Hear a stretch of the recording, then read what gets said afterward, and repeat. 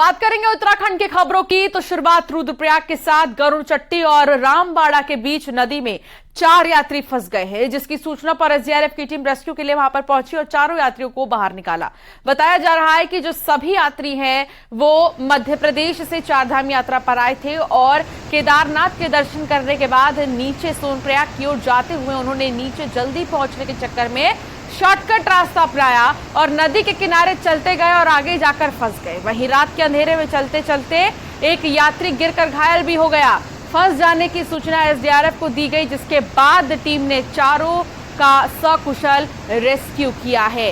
ये देखिए अंधेरा है काफी और यहाँ पर कुछ भी समझ नहीं आया जब यात्रियों को, तो उन्होंने एसडीआरएफ से मदद मांगी और फिर जाकर एसडीआरएफ ने चारों का रेस्क्यू किया।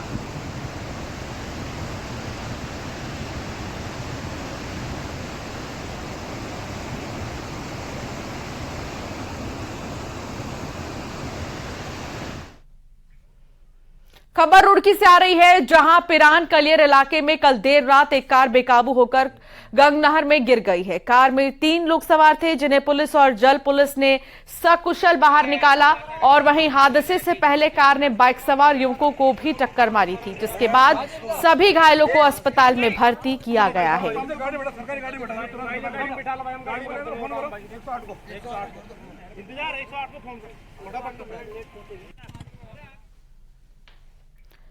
हरिद्वार के जगजीतपुर स्थित एक घर में गैस सिलेंडर से आग लग गई है और आग लगते ही वहां अफरा तफरी मच गई। लोग आग बुझाने के लिए दौड़ने लगे। सूचना पाकर फायर ब्रिगेड की टीम भी मौके पर पहुंची।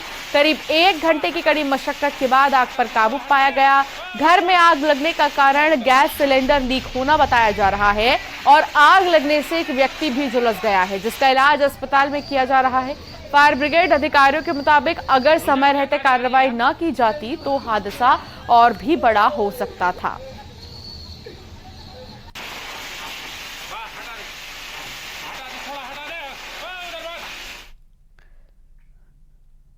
उधम सिंह नगर में जसपुर के रायपुर के जंगल में घास काटने के दौरान महिला को गुलदार ने निवाला बना लिया। महिला की मौत के बाद उसके घर में कोहराम मच गया है। सूचना मिलते ही पुलिस और प्रशासन की टीम मौके पर पहुंची और फिर मृतका को पोस्टमार्टम के लिए शव को भिजवाया गया है। इस दौरान प्रशासनिक अधिकारियों को ग्रामीणों के आक्रोश का सामना करना पड़ा और ग्रामीणों ने गुलदार को पकड़ने के लिए पिंजरा लगाए जाने की मांग की है, जिसमें कि हमको सूचना मिली थी कि किसी महिला जो यूपी की रहने वाली यहाँ पर घास काटने के लिए आई थी और उत्तराखंड बॉर्डर का जो रायपुर जंगल है वहाँ पर गुलदार ने उनको अटैक कर दिया। तो यहाँ पर काफ़ी भीड़ हुई थी, तो हम लोग यहाँ पर पुलिस प्रशासन और हम लोग मौके पर मौजूद थे। तो फॉरेस्ट की टीम भी आ चुकी है। अभी महिला को पोस्टमार्टम के लिए ले जाया जा रहा है। वहाँ पर जो आवश्यक कार्रवाई है नियमानुसार करते हुए आगे की कार्रवाई की जाएगी। देहरादून से एक बड़ी खबर आ रही है, जहां उत्तराखंड में प्री मानसून की बारिश ज्यादातर जिलों में देर रात से ही जारी है और मौसम विभाग ने 22 और 24 जून तक प्री मानसून की बारिश का पूर्वानुमान जताया था। मौसम विभाग का कहना है कि 25 जून को मानसून उत्तराखंड में दस्तक देगा। तो प्री मानसून का जो असर है वो रात से ही देखने को मिल रहा है। मौसम विभाग ने पूर्वानुमान जताया था तेज बारिश और हवाओं को लेकर 25 जून को उत्तराखंड में मानसून दस्तक दे सकता है, लेकिन उसके पहले ही कहा जा रहा है कि 22 और 24 को इसका असर ज्यादा देखने को मिलेगा। दीपांकर भट्ट हमारे संवाददाता हमारे साथ जुड़ गए हैं। दीपांकर, प्री मानसून का असर अभी से ही देखने को मिल रहा है। 25 जून से ही मानसून की शुरुआत हो रही है। कहां कहां पर इसका असर सबसे ज्यादा देखने को मिला?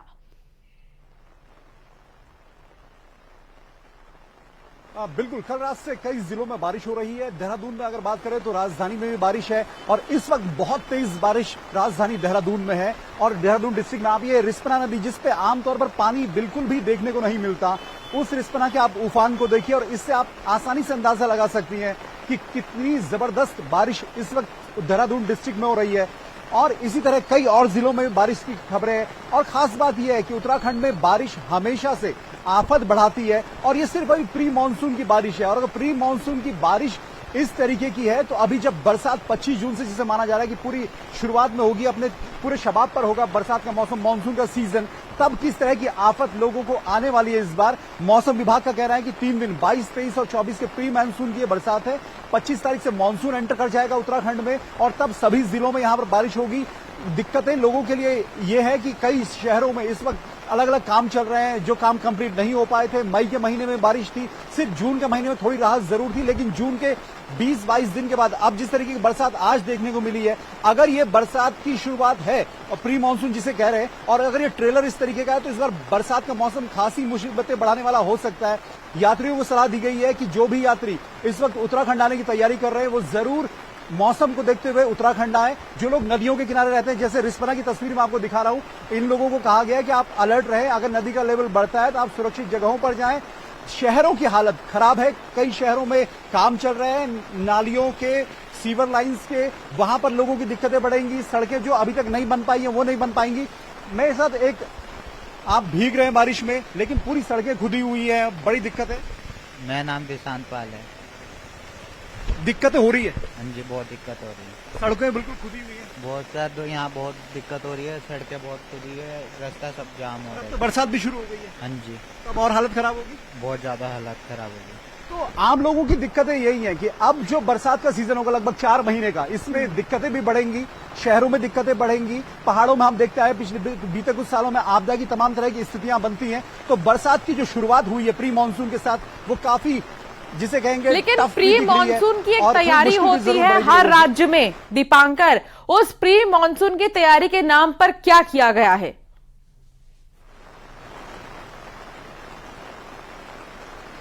तैयारी के नाम पर सिर्फ ये है कि डिस्ट्रिक्ट एडमिनिस्ट्रेशन जितने जिले हैं वहां पर यह कहा गया है कि डिस्ट्रिक्ट एडमिनिस्ट्रेशन अलर्ट रहें।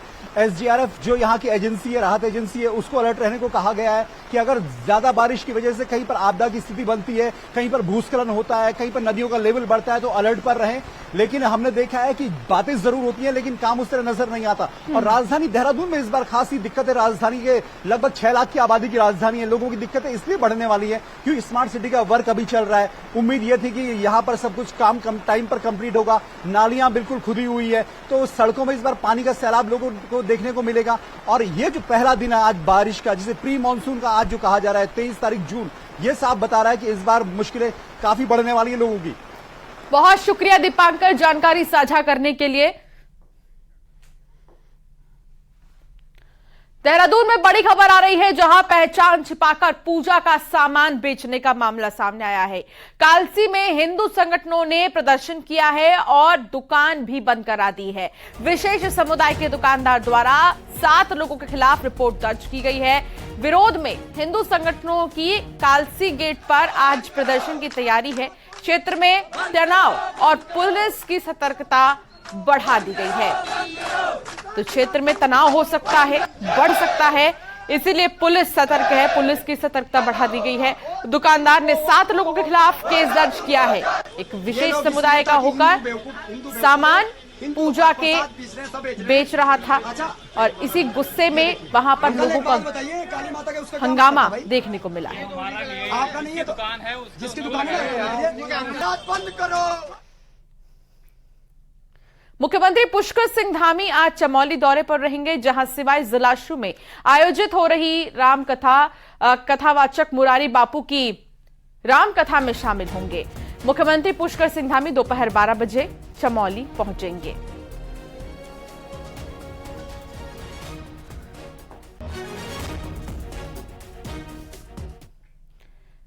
पीएमओ में प्रमुख सचिव पीके मिश्र उत्तराखंड दौरे पर हैं और पीके मिश्रा आज केदारनाथ और बद्रीनाथ धाम का दौरा करेंगे।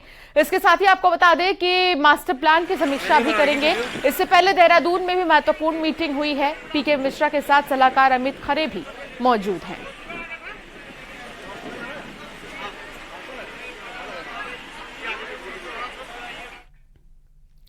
खबर हरिद्वार से है, जहां कांवड़ मेले की तैयारी में पुलिस प्रशासन जुटा हुआ है। पुलिस का कहना है कि करीब 5 करोड़ शिव भक्तों के हरिद्वार पहुंचने की संभावना है।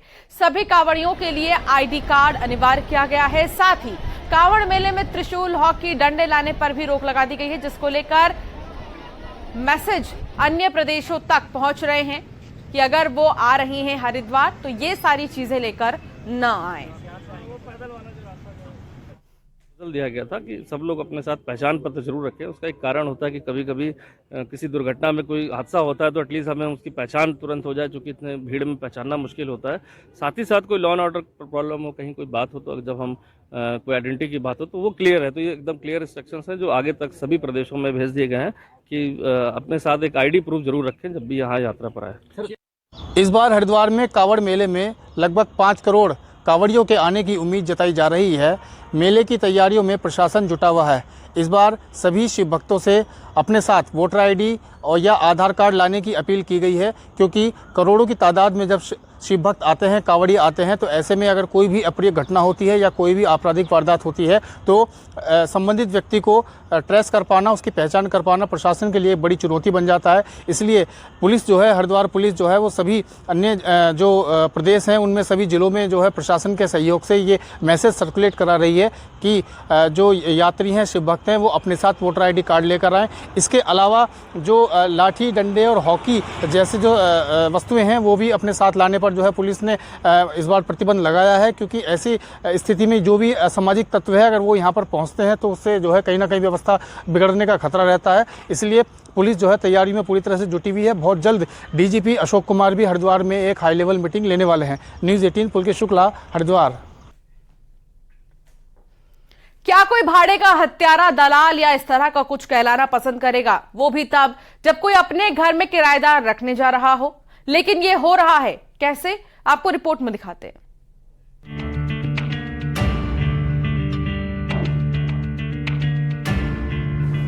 यहाँ मेरे सामने उत्तराखंड सरकार का ई-सर्विसेज पोर्टल, यानी कि जिसका नाम अपनी सरकार नाम से है, ये खुला हुआ है। इस पोर्टल के माध्यम से करीबन 200 से ज़्यादा ऐसी सेवाएं हैं जिसे आप घर बैठे प्राप्त कर सकते हैं। ऐसी एक सेवा है किराएदार का सत्यापन।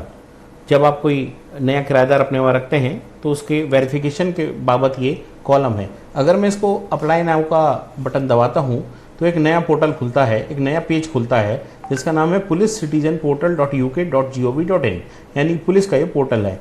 इसमें एक कॉलम है, ये मकान मालिक के लिए है, व्यवसाय। इसी तरीके से आगे जाते हैं किराएदार सूचना, इनका भी एक कॉलम है, उसमें भी व्यवसाय। अब कोई भी दोनों चुन लीजिए।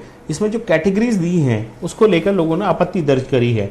इस कैटेगरी में बड़े अजीब अजीब से कॉलम दिए हुए हैं, जैसे कि क्या आप ईसाई मत के प्रचारक हैं, क्या आप दलाल हैं, क्या आप कॉन्ट्रैक्ट किलर हैं, यानी कि भाड़े पे हत्याएं करते हैं, क्या आप वेश्या हैं, और ऐसे ही ना जाने कितने आपत्तिजनक शब्द हैं इसमें। उसको लेकर यहाँ लोगों ने नाराज़गी दिखाई है। देखिए अब ये बहुत बड़ी सी कैटेगरी है जिसमें खाना बदोश और अलग अलग कई तरीके के कैटेगरीज हैं, लेकिन कुछ शब्द बहुत ज़्यादा आपत्तिजनक हैं जिसको लेकर लोगों को दिक्कतें हैं। उत्तराखंड में जब कुछ मकान मालिकों ने किराएदार की वेरिफिकेशन के लिए ई-सर्विस पोर्टल का रुख किया और जब कॉलम भरने की बारी आई तो वो हैरान रह गए। मकान मालिक को खुद की और किराएदार की जानकारी देने वाले कॉलम में व्यवसाय का जिक्र करना है और इसी कॉलम में भाड़े का अपराधी, शराब तस्कर, वैश्या जैसे कई आपत्तिजनक शब्दों का इस्तेमाल किया गया है। पुलिस के अधिकारी अपने आप को इस कारनामे से अनजान बताते हैं और अब एक्शन लेने की बात कर रहे हैं। जो व्यवसाय की श्रेणियां उस ऐप में जो मैंने देखा उसमें रखी हुई है, कॉन्ट्रैक्ट किलर, अवैध दवाइयों का विक्रेता, वेश्यावृत्ति करने वाले, चोरी चकारी करने वाले, क्या ये सब इस देश में, इस प्रदेश में व्यवसाय की श्रेणियां हैं और क्या ये सब लीगल हैं? क्या पहले क्या इन सबको सरकार व्यवसायी मानती है? हो सकता है ये पुलिस प्रपत्रों में अपने तरफ से, जो अपने तरफ से पुलिस की तरफ से इंटरनल रिपोर्ट लगना होता है उसका बस भी हो सकता होगा। अब इसको आप दिखा रहे हैं, क्या इस पे क्या कमी है, कुछ क्या है, इसको दिखा रहे हैं। सर ऐसा क्या हो सकता है कि होना चाहिए उसके अंदर, या ऐसा नहीं, वही इसको दिखा देंगे, उसको एनालाइज करेंगे, स्टडी करेंगे। हो सकता है वो पुलिस की तरफ से रिपोर्ट भरने वाला हो सकता है, अपने जो एप्लीकेंट है उनका भी मिक्स हो गया हो, उसे टेक्निकली उसको हम दिखवाएंगे। पुलिस वेरिफिकेशन के प्रोसेस पर बीजेपी और कांग्रेस ने भी आपत्ति दर्ज कराई। पार्टी नेता कहते हैं कि वेरिफिकेशन में संवेदनशीलता बरतनी चाहिए। प्रकार से पूछा जाना वो तर्कसंगत नहीं होगा। देखिए हमारे 4 वर्ण हैं, ब्राह्मण है, राजपूत है, वैश्य है और शूद्र है। इस विषय को लेकर के आप पूछ सकते हैं, पर उनका व्यवसाय क्या है ये विषय को लेकर के थोड़ा इस संज्ञान में अभी तक नहीं आया, तो मैं इसका जवाब नहीं दे सकता हूं आपको। ये वेरिफिकेशन ड्राइव बिल्कुल फर्जी है। वेरिफिकेशन इस प्रकार से होता है कि आप किसी से पूछें कि आप कौन हैं, आप मोची हैं, आप नाई हैं, आप धोबी हैं, आप वैश्या हैं, आप इस प्रकार के ऊट पटांग सवाल किसी से कहा जा रहा है। अब किसी को बोलोगे कि आप चोर हैं, डाकू हैं, तो कोई ये कहेगा कि मैं चोर हूं, डाकू हूं। जानकार कहते हैं कि ई सर्विस पोर्टल जरूरी डॉक्यूमेंट मुहैया कराने का अच्छा माध्यम है। ऐसे में पोर्टल को प्रोफेशनल हाथों से गुजरना चाहिए, नहीं तो यूजर्स को असुविधा और फजीहत झेलनी पड़ सकती है। चमोली से नितिन सेमवाल के साथ ब्यूरो रिपोर्ट, न्यूज़ 18। राज्य की सरकार नदियों को पुनर्जीवित करने के लिए गंभीर है और मुख्यमंत्री ने राज्य में एक जल संरक्षण बोर्ड बनाने की घोषणा की, जो नदियों को पुनर्जीवित करने के साथ ही जल संरक्षण और संवर्धन का कार्य देखेगा और सभी विभागों संस्थाओं में समन्वय स्थापित करेगा। बोर्ड का क्या होगा काम, देखिए इस रिपोर्ट में।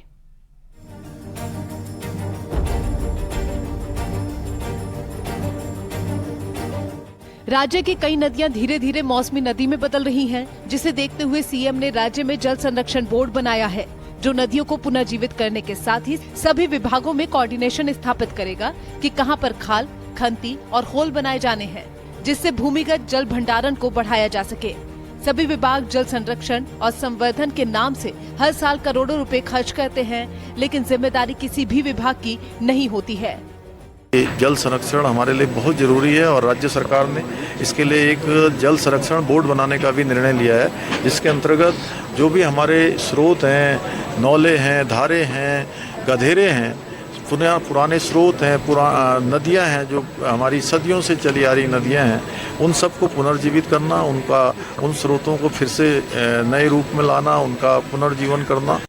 2017 से जब देहरादून की रिस्पना और अल्मोड़ा की कोसी नदी को पुनर्जीवित करने का काम शुरू हुआ, तो तब से एक बोर्ड या फिर प्राधिकरण की मांग हो रही थी, जो इस कार्य को राज्य स्तर से लेकर जिला स्तर से देखे और सभी विभागों से कोऑर्डिनेशन स्थापित करे।